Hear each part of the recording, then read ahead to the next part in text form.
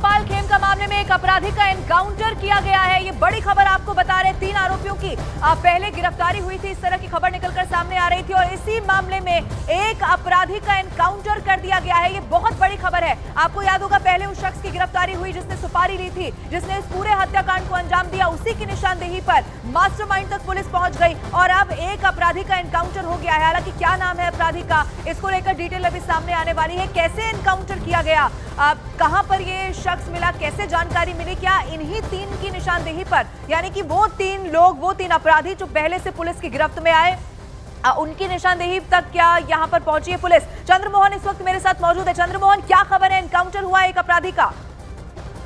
बिल्कुल, देखिए जो जानकारी मिली है उसके मुताबिक जिसका एनकाउंटर हुआ है, इसी से उमेश राय ने पिस्टल खरीदी थी और जैसे ही इनसे पूछताछ की गई उसके बाद इनके पूछताछ के आधार पर फिर पुलिस वहां पर पहुंची थी और उसकी तलाश में थी और तभी पता चला कि घाट किनारे ये टहल रहा है और पुलिस को देखते ही फिर इसने जवाबी कार्रवाई शुरू कर दी। पुलिस के ऊपर इसने हमला करने की कोशिश की। आरोपी का नाम बताइए चंद्रमोहन, क्या इसके बारे में जानकारी है? विकास नाम इसका बताया जा रहा है। बिल्कुल, देखिए विकास है जो कुख्यात अपराधी है और पिछले कई महीने से पुलिस को तलाश भी थी इसकी, लेकिन अभी जो गोपाल खेमका का मर्डर हुआ है इसमें इसका नाम उमेश राय से पूछताछ के बाद सामने आई थी और ये कहा जा रहा है कि इसी से हथियार खरीदी गई थी।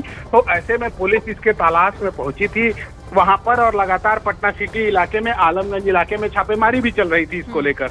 और इसी दौरान पुलिस को यह पता चली कि वो नदी किनारे पहुंचा हुआ है, गंगा के किनारे घाट पर टहल रहा है और उसको गिरफ्तार करने की जब कोशिश की गई तो उसने फायरिंग कर दी उधर से, जिसके बाद पुलिस ने इधर जवाबी कार्रवाई में, यानी कि चंद्रमोहन ये कहा जा सकता है जो पिस्तौल बरामद हुई थी जिससे इस पूरे हत्याकांड को अंजाम दिया गया, वो पिस्तौल मुहैया कराने वाला शख्स अब एनकाउंटर में ढेर हो चुका है। ये बड़ी खबर है। जो दर्शक इस वक्त हमारे साथ जुड़े हैं उन्हें बता देते हैं, खेमका हत्याकांड, उसमें एक अपराधी का एनकाउंटर कर दिया गया है। नाम भी जान लीजिए, विकास उर्फ राजा के नाम से इसे जाना जाता था और अवैध हथियारों को ये बेचा करता था। सिर्फ एक मामला नहीं है, ऐसे कई सारे मामले हैं जिसमें इसकी तलाश पुलिस को थी, ये भी जानकारी मिल रही है। इसका बैकग्राउंड भी अभी तक सामने आ चुका है। ये बड़ी खबर इस वक्त आपके टेलीविजन स्क्रीन पर आपको दिखा रहे हैं। खेमका हत्याकांड जिसको लेकर सरकार से लेकर पुलिस प्रशासन तक पर सवाल उठ रहे थे। 3 आरोपियों को पहले गिरफ्तार किया गया, लेकिन उमेश की निशानदेही पर कैसे एक-एक अपराधी तक अब पहुंचा जा रहा है, ये भी एक बड़ी बात इस पूरे केस में देखी जा रही है। चंद्रमोहन मेरे साथ मौजूद है इस वक्त फोन लाइन पर। चंद्रमोहन, अभी और क्या किरदार इसमें सामने आने वाले हैं और कितना बड़ा है नेटवर्क फैला हुआ था, इस तरह की और कितनी वारदातों को अंजाम दे चुके थे या देने वाले थे, ये भी बड़ा खुलासा हो सकता है चंद्रमोहन?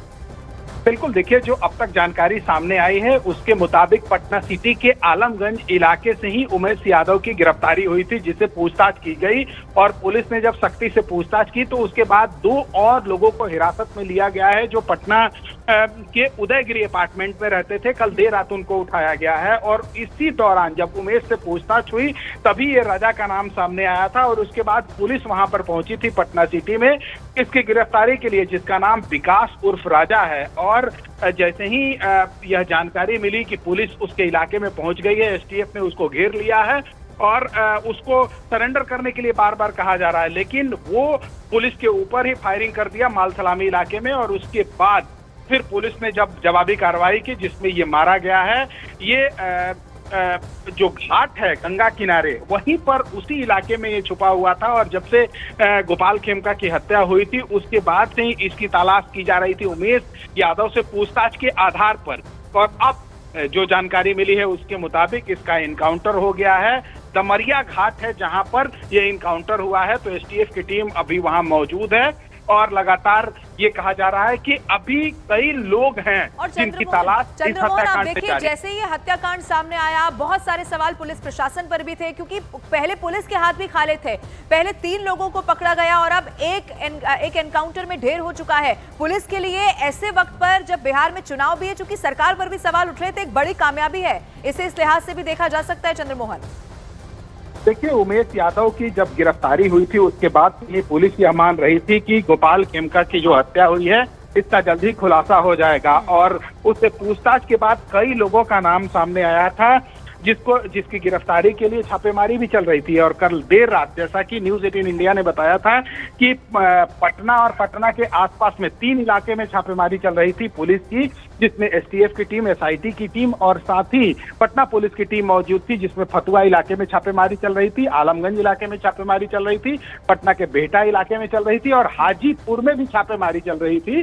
तो उसमें जैसे ही दमरिया घाट में विकास उर्फ राजा के होने की सूचना मिली थी, उसके बाद एसटीएफ की टीम वहां पर पहुंची थी और पहले इसको सरेंडर करने के लिए कहा गया, लेकिन ये पुलिस के ऊपर ही फायरिंग कर दिया, जिसके बाद एसटीएफ के जवाबी कार्रवाई में ये विकास उर्फ राजा मारा गया है। और अभी भी हाजीपुर इलाके में, फिर से हम अपने दर्शकों को बता दें कि हाजीपुर के इलाके में अभी भी छापेमारी चल रही है और माना जा रहा है कि 2 लोग और वहां से अरेस्ट हो सकते हैं। हालांकि पुलिस अभी इसकी खुलासा नहीं की है कि वो 2 कौन लोग हैं जिसको लेकर खेमका हत्याकांड से हो सकता है क्या चंद्रमोहन? बिल्कुल, उनका भी ताल्लुक इसी केस से है। और आलमगंज इलाके में, जो पटना सिटी में पड़ता है, आलमगंज इलाके में अभी भी एसटीएफ की टीम और साथ ही एसआईटी की एक अलग टीम, जो विभिन्न टीमें बनाई गई थी, उसमें एक टीम अभी भी मौजूद है, क्योंकि उमेश यादव की जो जानकारी मिली है उसके मुताबिक उमेश यादव की गिरफ्तारी आलमगंज, पटना सिटी के आलमगंज इलाके से हुई थी।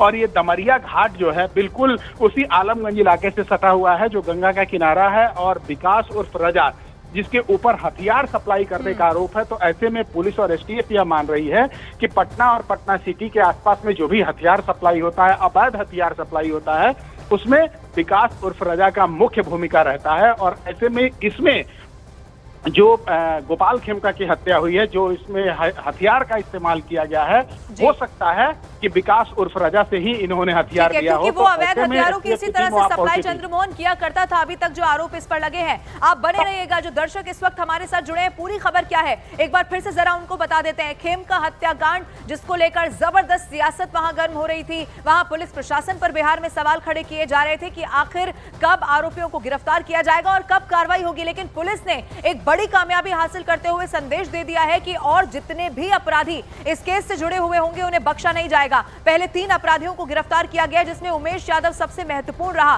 कैसे इस पूरे हत्याकांड के लिए 3.5 लाख रुपए की सुपारी दी गई और अब खेमका हत्याकांड के एक आरोपी का एनकाउंटर हो गया है। ये इस वक्त की सबसे बड़ी खबर आपकी टेलीविजन स्क्रीन पर आप देख रहे हैं। आरोपी का नाम भी आप जान लीजिए, विकास इसका नाम है, राजा इसे कहा जाता था, राजा के नाम से ही ये जाना जाता था। इस पर आरोप ये है कि अवैध हथियारों की सप्लाई किया करता था। और ये याद रखना होगा कि वो बंदूक, वो पिस्टल जिससे कि हत्याकांड को अंजाम दिया गया, गोपाल खेमका की हत्या की गई, वो पिस्टल भी क्या इसी राजा से मिली थी? इसी के इर्द गिर्द अब जांच भी चल रही है, क्योंकि उमेश यादव की निशानदेही पर पहले और अपराधियों की गिरफ्तारी हुई, मास्टरमाइंड पुलिस की पकड़ में आया और अब एक आरोपी का एनकाउंटर हो गया है। पहले हालांकि पुलिस ने कहा कि सरेंडर कर दो, इसके अलावा कोई विकल्प तुम्हारे पास नहीं है, लेकिन जब वहां से उस अपराधी ने, जिसका नाम विकास है, पुलिस पर ही फायरिंग करने की कोशिश की, तो जवाबी फायर में वो मारा गया है, ढेर हो चुका है। खेमका हत्याकांड के एक आरोपी का एनकाउंटर हो गया है। चंद्रमोहन मेरे साथ फोन लाइन पर मौजूद है, चंद्रमोहन का रुख करेंगे। लेकिन एक खबर आप जान लीजिए, विकास उर्फ राजा, जिसे एनकाउंटर में ढेर कर दिया गया है, अवैध हथियार ये बेचता था। अभी भी खबर ये है, जैसा कि चंद्रमोहन बता रहे थे, 2 आरोपी अभी इस खेमका हत्याकांड से जुड़े हुए और हो सकते हैं। उस पूरे इलाके में छापेमारी इस वक्त की जा रही है, पुलिस की टीम वहां मौजूद है, एसटीएफ वहां पर है। वो 2 आरोपी यहां से ना निकलने पाए, भागने ना पाए, या 2 के अलावा अगर ये चेन और बड़ी है, ये नेटवर्क और बड़ा है, तो उसे तोड़कर एक अपराधी तक कैसे पहुंचा जाए, ये पुलिस की इस वक्त कोशिश है और बहुत हद तक कामयाब होती हुई पुलिस उसमें नजर भी आ रही है। दबिश देखिए कैसे पुलिस की तरफ से, एसटीएफ की तरफ से लगातार दी गई और उसके बाद मालूम हुआ उमेश यादव की निशानदेही पर ही बाकी अपराधियों तक भी पुलिस पहुंच रही है। और इस विकास उर्फ राजा का भी पता उमेश यादव की निशानदेही पर ही चल गया, जहां पता चला कि वो छिपा हुआ है, लेकिन वो बाहर कैसे पुलिस के सामने आया। उसके बाद पुलिस ने उसे सरेंडर करने को कहा, लेकिन उसने सरेंडर नहीं किया। जवाबी फायरिंग में उसके बाद उसकी मौत हो गई है, उसे ढेर कर दिया गया है, क्योंकि उसने पुलिस पर फायरिंग करना शुरू कर दिया था। पुलिस ने सुनिश्चित किया कि यहां से आरोपी भागने तो नहीं पाएगा और फिर जवाबी फायर हुआ। ये एनकाउंटर में आरोपी ढेर हो चुका है। एक बड़ी कामयाबी इस पूरे केस में ये मानी जा रही है। गोपाल खेमका मामले में ये बड़ा एनकाउंटर हो गया है और अपराधियों के लिए भी संदेश है। और न सिर्फ खेमका हत्याकांड, बल्कि समूचे बिहार में इस वक्त बहुत सारे सवाल हैं लॉ एंड ऑर्डर को लेकर। अलग अलग कई ऐसे मामले सामने आ चुके हैं जिसमें सरेआम कैसे हत्या की जा रही है, चाहे मुहर्रम जुलूस में हिंसा की बात हो या फिर अलग अलग मामलों में हत्याकांड, जो कि पुलिस प्रशासन पर लगातार सवाल खड़े कर रहा था। अब ऐसे में पुलिस ने एक कदम आगे बढ़ाते हुए बड़ी कामयाबी जरूर हासिल कर ली है। लॉ एंड ऑर्डर पर जो सवाल थे उन सब का जवाब इस बड़े हत्याकांड की जो पूरी मिस्ट्री भी कहीं ना कहीं सामने आ रही थी, पीछे कौन है, कैसे उस तक पहुंचा जाए, क्या ये साजिश रची गई होगी, क्योंकि वो उमेश यादव जिसके बारे में जानकारी मिली 3.5 लाख रुपए, ये 3.5 लाख रुपए में सुपारी दी गई और कैसे उसे ये कहा गया कि 3.5 लाख रुपए आपको दिए जाएंगे, गोपाल खेमका को मौत के घाट उतारना है। बिल्कुल वैसा ही हुआ, गोपाल खेमका का मर्डर किया गया। लेकिन सबसे बड़ी बात यह है कि जब पुलिस ने अपराधियों की धरपकड़ शुरू की, अपराधियों को गिरफ्तार किया गया, तो वो 3.5 लाख रुपए में से 3 लाख की रकम भी पुलिस ने बरामद कर ली है। वो पिस्तौल जिससे मर्डर किया गया, वो गाड़ी, वो बाइक जो इसमें इस्तेमाल की गई, वो सब कुछ अब पुलिस ने बरामद कर लिया है। साथ ही 3 अपराधियों को गिरफ्तार करने के साथ साथ एक अपराधी का एनकाउंटर इस पूरे मामले में हो चुका है। आपको फिर बता देते हैं, विकास उस आरोपी का नाम है, राजा उसे कहा जाता है। एनकाउंटर में वो ढेर हो चुका है। एसटीएफ पर अपराधी ने फायरिंग करने की कोशिश की, लेकिन वहां पर बड़ी टीम पहले से मौजूद थी। मालूम था ये अपराधी यहीं पर मिलेगा और जब टीम वहां पर पहुंची तो फिर वो पूरी तैयारी के साथ गई थी। जवाबी फायरिंग हुई और इसी जवाबी फायरिंग में ये अपराधी मारा गया है, उसका एनकाउंटर हो गया है। इस एनकाउंटर में उसे ढेर कर दिया गया है। दबिश के दौरान एसटीएफ पर अपराधी ने पूरी फायरिंग की थी। और अब आपको बता दें, इस पूरे मामले में जांच पड़ताल का दायरा लगातार आगे बढ़ाया जा रहा है। हथियार सप्लायर था ये विकास जो ढेर हुआ है, यानी कि जिस पिस्तौल से इस पूरे हत्याकांड को अंजाम दिया गया, क्योंकि उसका काम ही यही था, वो अवैध हथियारों की सप्लाई किया करता था। हालांकि अब ये भी जांच का विषय है, जब उससे ढेर कर दिया गया है और 3 अपराधियों की गिरफ्तारी हुई है, तो फिर यह भी मालूम किया जाएगा कि और कहां कौन कौन से मामले में इसने अवैध हथियारों की सप्लाई की थी, या आगे कौन सा ऐसा बड़ा प्लान,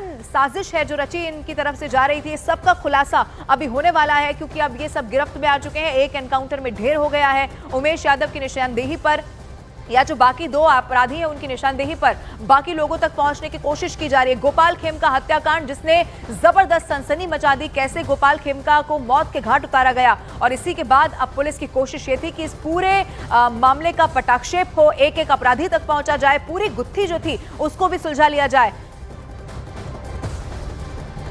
और राजीव रंजन जेडीयू नेता इस वक्त हमारे साथ फोन लाइन पर मौजूद है। राजीव जी, ये बहुत बड़ी कामयाबी के तौर पर देखा जा रहा है पुलिस की, क्योंकि वहां लॉ एंड ऑर्डर को लेकर बहुत सवाल खड़े हो रहे थे। सर, आपकी प्रतिक्रिया?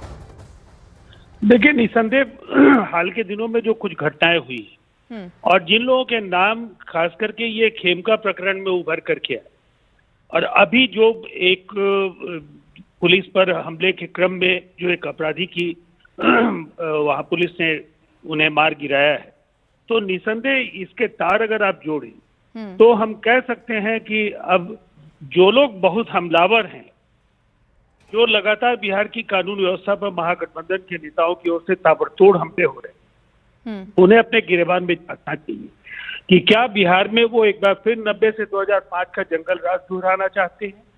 अगर बिहार के मुख्यमंत्री नीतीश कुमार जी की लोकप्रियता से डरकर इस तरह की घटनाओं को अगर जो लोग भी प्रायोजित कर रहे हैं या जिन लोगों की वजह से हालात बिगड़े हैं, निसंदेह ये चिंता का सबब है और ऐसे लोगों को काफी मजबूती के साथ जनता आने वाले कर रहे हैं, मतलब कोई प्रायोजित कर रहा है क्या ये सब बिहार की स्थिति को?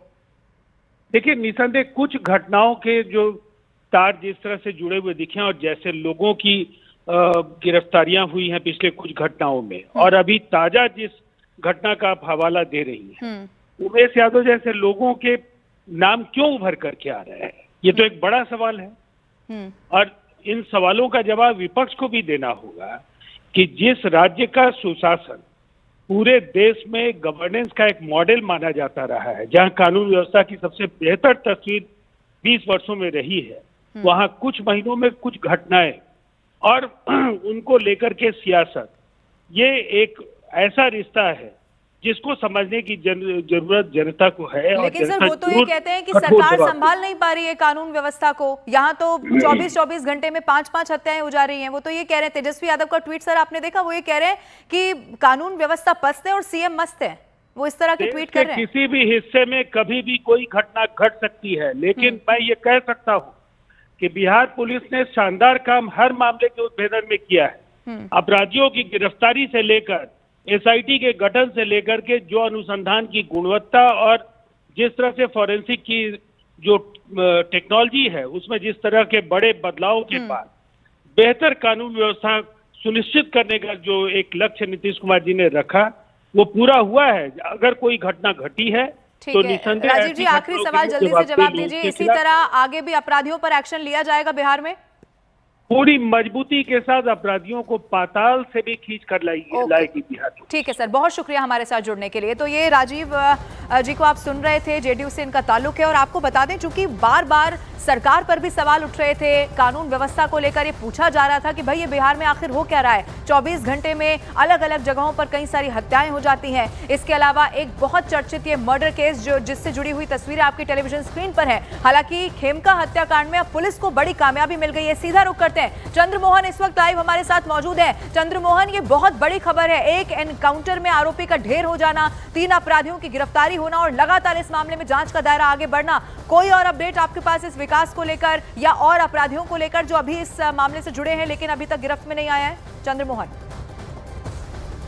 बिल्कुल, देखिए ये आरोप लग रहा है और ऐसा पुलिस की जांच में भी सामने आया है कि विकास जो है वो पुराना हथियार तस्कर है और वो पटना में कई ऐसी हत्याएं हुई है और पटना के आसपास में जिसके लिए हथियार उसने मुहैया कराया है।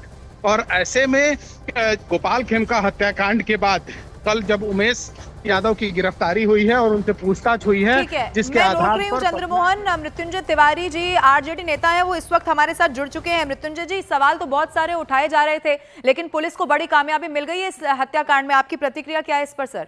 देखिए, इस पर हम लोग इंतजार कर रहे हैं कि पुलिस क्या बताती है। इसकी पूरी स्क्रिप्ट कहां से लिखी गई, पूरे मामले की जानकारी पुलिस के द्वारा आधिकारिक रूप से आ जाती है, तभी इस पर कोई प्रतिक्रिया हम उचित समझते हैं। ये तो स्पष्ट है कि बिहार में कानून व्यवस्था पूरी तरह से चौपट है और अपराधी बेखौफ। देखिए, कल भी पूर्णिया में किस तरह से जिंदा जला दिया गया। हर जगह अराजक की स्थिति है, अपराध कम होने का नाम ही नहीं ले रहे। तो इससे अभी इससे पहले मृत्युंजय जी, इससे पहले मेरे साथ राजीव जी जेडीयू के नेता हैं, वो जुड़े। जब मैंने उनसे सवाल किया तो उन्होंने कहा कि बीते कुछ महीने में बार बार इस तरह की घटनाएं सामने आना ये प्रायोजित भी लगती हैं। उन्होंने विपक्ष पर भी कहीं ना कहीं निशाना साध दिया, राजनीति के तहत ये सब कुछ किया जा रहा है। इस पर क्या कहेंगे आप? अगर सरकार में बैठे लोग ये बताएं कि कह रहे हैं प्रायोजित लगती है, तो सरकार में बैठकर वो कर क्या रहे हैं? जो भी हो, चाहे जो हो, कानून का राज स्थापित करना है तो शासन प्रशासन का इकबाल चाहिए। हर बात पे विपक्ष को दोष देना, इसका मतलब है कि आपसे नहीं संभल रहा सत्ता तो कुर्सी पर बैठकर मलाई खा रहे हैं। और आप कह रहे हैं क्या कि विपक्ष प्रायोजित है? प्रायोजित है तो आपको किसने रोका है? केंद्र से लेकर यहाँ तक सारी पुलिस आपके पास है, सत्ता आपके पास है, तो आप सिर्फ सियासत कर रहे हैं, लोगों की जाने जा रही है और आप विपक्ष के ऊपर आरोप लगा रहे हैं, तो कुर्सी छोड़िए। ठीक है सर, मैं रोक रही हूँ आपको। पटना के एसएसपी हैं कार्तिकेय शर्मा, वो इस वक्त मेरे साथ फोन लाइन पर मौजूद हैं। कार्तिकेय जी, मैं आपसे जानना चाहती हूँ कैसे एनकाउंटर किया गया, इस वक्त क्या स्थिति है, और भी क्या अपराधी हैं क्या सर इस केस से जुड़े हुए जिनकी तलाश पुलिस को है? देखिए, जितने भी लोग पूर्व में जो पैसे के हत्या करने वाले मामले में रहे हैं उन सबसे सत्यापन चल रहा था। उसी क्रम में इसमें इनके ऊपर भी गया था। इनके द्वारा बताया गया था कि हथियार रखे हुए हैं और उसी क्रम में जब इनको ले आया गया तो वहाँ ये पुलिस ने फायरिंग कर दी और जैवी कार्रवाई में जब आत्मरक्षा में पुलिस फायर की तो इसमें इनको गोली लगा। कार्तिकेय जी, जिस पिस्तौल से हत्याकांड को अंजाम दिया गया था, क्या इसी राजा ने उसे मुहैया कराया था, ऐसी कोई जानकारी? क्योंकि इसका काम ही यही था, अवैध हथियारों की सप्लाई करना। नहीं, देखिए मैं आपको बता दूं कि जो खेमका जी का मर्डर केस हुआ है उस केस में इनके द्वारा हत्या नहीं की गई थी। उसमें जो हत्यारे हैं वो दूसरे हैं, वो पकड़ाए गए हैं, अलग से हैं। ये जैसा बताई थी पहले से भी कई मामलों में हत्या वाला में रहे हैं, इसमें ये अलग मामले में। अच्छा, ये खेमका हत्याकांड से कोई ताल्लुक है इस आरोपी का, विकास जिसका नाम राजा बताया जा रहा है? इसमें जो डायरेक्ट गोली चलाने वाला में इससे इन्वॉल्वमेंट नहीं रहा है, लेकिन इस ग्रुप में इनको अप्रोच किया गया था। सर, खेमका हत्याकांड में अभी कितने लोगों की तलाश है पुलिस को, ये बता पाएंगे आप? अभी इसमें जो मेन जिसमें शूटर्स हो और जो इसमें हत्याकांड करने के साजिश रचे थे उनकी गिरफ्तारी हो गई है। उमेश यादव और इसके साथ जो 3 आरोपी या 2 आरोपी और है, उन्होंने कुछ और बताया है इस पूरे मर्डर के बारे में? इसमें काफी कुछ हम लोग को लीड मिला है इसमें, और काफी लोग इसमें जो इन्वॉल्व रहे हैं और जो अभी लोग शूटर रहे हैं उनके बारे में जानकारी मिली है इसमें। अभी और भी कार्य होंगे इसमें, कई लोग और लोकल जेल जाना है इसमें। ठीक है कार्तिकेय जी, बहुत शुक्रिया हमारे साथ जुड़ने के लिए। कैसे इस वक्त पुलिस काम कर रही है ये दर्शकों तक पूरी जानकारी पहुंचाने के लिए आप पटना के एसएसपी को सुन रहे थे। उन्होंने बताया कि कैसे जो विकास है, जिस आरोपी का एनकाउंटर हुआ है, उसकी सिर्फ एक मामले में नहीं, कई अलग अलग ऐसे मामले हैं जिसमें तलाश की जा रही थी, ये मालूम करने की कोशिश की जा रही थी वो कहां पर है। और निशानदेही जब मिली, जब मालूम हुआ कि ये इस जगह पर हो सकता है, वहां पर पुलिस पहुंची, एसटीएफ की टीम पहुंची और उसके बाद जब उसने फायरिंग करने की कोशिश की, जवाबी फायर में उसका एनकाउंटर हुआ और इसी में वो ढेर हो चुका है। चंद्रमोहन इस वक्त मेरे साथ लाइव मौजूद है। चंद्रमोहन, पटना के एसएसपी से भी मैंने बात की, उनकी तरफ से बताया जा रहा है कि सिर्फ ये एक हत्याकांड नहीं है जिसमें इस शख्स की तलाश थी जो मारा गया है, जो ढेर कर दिया गया है, कई और बड़े आरोप इस शख्स पर पहले भी रहे हैं और भी लोगों को ढूंढने की कोशिश है अब पुलिस की। चंद्रमोहन। बिल्कुल, देखिए पटना और पटना के आसपास में कई ऐसी हत्याएं हुई हैं और कई ऐसे अपराध हुए हैं जिसमें इसका विकास उर्फ रजा का डायरेक्ट इन्वॉल्वमेंट रहा है और साथ ही हथियार सप्लाई करने का आरोप रहा है। तो ऐसे में इस हत्याकांड में भी कहीं ना कहीं यह पूरा मामला जुड़ते हुए नजर आ रहा था और यही वजह है कि पुलिस जब उमेश राय से पूछताछ की है, उमेश यादव से पूछताछ की है, उसके बाद से यह जांच धीरे धीरे आगे बढ़ी है और उदयगिरी अपार्टमेंट में भी जब छापेमारी हुई तो 2 लोगों को वहां से भी हिरासत में लिया गया और उसी में जो मुझे जानकारी मिली है उसके मुताबिक विकास उर्फ रजा का भी नाम सामने आया था। हालांकि पुलिस यह मान रही है कि डायरेक्ट इसका इन्वॉल्वमेंट नहीं रहा है, लेकिन कहीं ना कहीं उस पूरे नेक्सस में शामिल जरूर ये रहा है, क्योंकि ये पूरा ऐसा गैंग है जो न सिर्फ पटना बल्कि पटना के आसपास और बिहार के कई हिस्से में लगातार ये लोग अपराध करते हैं और उसके बाद आकर छुप जाते हैं। तो पुलिस की टीम जो है वहां पर पहुंची थी सत्यापन के लिए, यह जानने के लिए कि क्या जो विकास उर्फ रजा है वो कहाँ रहता है और उसके साथ ही उसका कौन ऐसा एरिया है जहां पर प्रतिदिन आना जाना लगा रहता है। ऐसे में जैसे ही दमरिया घाट में पुलिस पहुंची है और उसको गिरफ्त में लेने की कोशिश की है, तभी उसने पुलिस के ऊपर फायरिंग कर दिया और पुलिस के ऊपर जब फायरिंग किया है उसके बाद जवाबी कार्रवाई में अभी विकास उर्फ रजा दमरिया घाट पर ही मारा गया है। आलमगंज इलाके में पड़ता है और सबसे दिलचस्प बात यह है कि जो आलमगंज इलाका है पटना सिटी का, उसी इलाके में उमेश राय का भी लगातार आना जाना लगा रहता है और उसी इलाके से गिरफ्तारी भी हुई है जो मुझे जानकारी मिली है उसके मुताबिक। तो ऐसे में साफ तौर पर यह समझा जा सकता है कि पटना और पटना के आसपास में जो बड़े अपराध संचालित किए जा रहे थे उसमें ये पूरा गैंग इन्वॉल्व रहता था और ऐसे में पुलिस को जानकारी मिलने के बाद वहां पर जब पुलिस वहां पहुंची है फिर उसके बाद विकास उर्फ रजा जो है वो फायरिंग किया है और उसके बाद वो मारा गया। हमें इस तरह की भी जानकारी मिली, सोर्सेस ने बताया कि बेऊर जेल से भी इस पूरे हत्याकांड के तार जुड़ रहे हैं। कैसे अब पुलिस अब इस पूरी जांच पड़ताल को आगे बढ़ा रही है, क्योंकि अभी भी कई आरोपी हैं जो पुलिस की गिरफ्त से दूर हैं। चंद्रमोहन।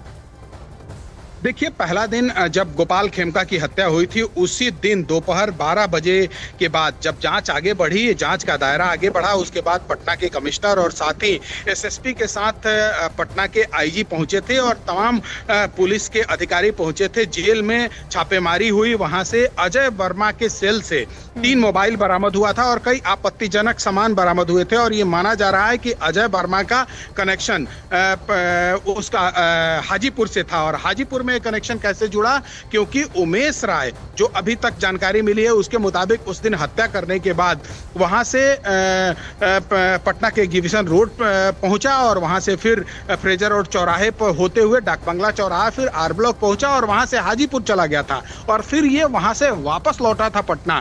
तो जैसे ही ये हाजीपुर से कनेक्शन अजय वर्मा का जुड़ा उसके बाद पुलिस वहां पहुंची और फिर अजय वर्मा से जब पूछताछ हुई उसके बाद फिर जांच का दायरा धीरे धीरे आगे बढ़ता चला गया और अब उमेश यादव की गिरफ्तारी हो चुकी है और उमेश यादव की गिरफ्तारी के बाद अब जब कल देर रात उदयगिरी अपार्टमेंट में छापेमारी हुई वहां से 2 लोगों को हिरासत में लिया गया और पुलिस की अभी भी टीम, हम अपने दर्शकों को बताना चाहेंगे कि 3 जगहों पर अभी भी छापेमारी चल रही है। जो पटना सिटी का इलाका है वहां भी अभी भी छापेमारी जारी है, हाजीपुर में छापेमारी चल रही है और साथ ही पेटा और खगौल के बीच का एक इलाका है वहां पर भी अभी एसटीएफ और एसआईटी की टीम मौजूद है और माना जा रहा है कि आज इस हत्याकांड का खुलासा हो जाएगा और साथ ही कई ऐसे अधिकारी हैं जिन जिनके ऊपर आज शाम तक गाज गिर सकती है, क्योंकि मुख्यमंत्री और साथ ही जो बिहार के वरीय नेता हैं वो यह मानते हैं कि कहीं ना कहीं पुलिस से चूक हुई है और यही वजह है कि जब गोपाल खेमका के ऊपर गोली चली थी उसके बाद पुलिस को पहुंचने में उनके घर तक 2 घंटे से ज्यादा का वक्त लग गया। तो ऐसे में अब पुलिस जो है, पुलिस के ऊपर भी, जिनके ऊपर भी लापरवाही का मामला सामने आएगा, क्योंकि एक दूसरा भी ये पक्ष है जिसकी जांच चल रही है। हालांकि वो इंटरनल जांच है और उनके खिलाफ भी आज शाम तक जिस पुलिस लापरवाही की बात चंद्रमोहन इस वक्त आप कर रहे हैं, ये वही लापरवाही है जिसको लेकर विपक्ष कोई मौका नहीं छोड़ रहा है। सरकार को या प्रशासन को घेरने का बार बार कानून व्यवस्था पर सवाल उठाए जा रहे हैं। पुलिस देरी से क्यों पहुंची, पुलिस का क्या हाल बिहार में हो गया है, अलग अलग जो आंकड़े हैं हत्या के, उनको सबको इसी केस से जोड़कर देखा जा रहा है। इनफैक्ट आपको याद होगा चिराग पासवान ने खुद ये बात कही कि भाई कानून व्यवस्था फेल हुई तब जाकर विपक्ष को ये कहने का मौका मिला है। और ऐसे वक्त में जो बिहार में विधानसभा का चुनाव है, अब बैलेंस करने की बड़ी कोशिश करनी होगी सरकार को, प्रशासन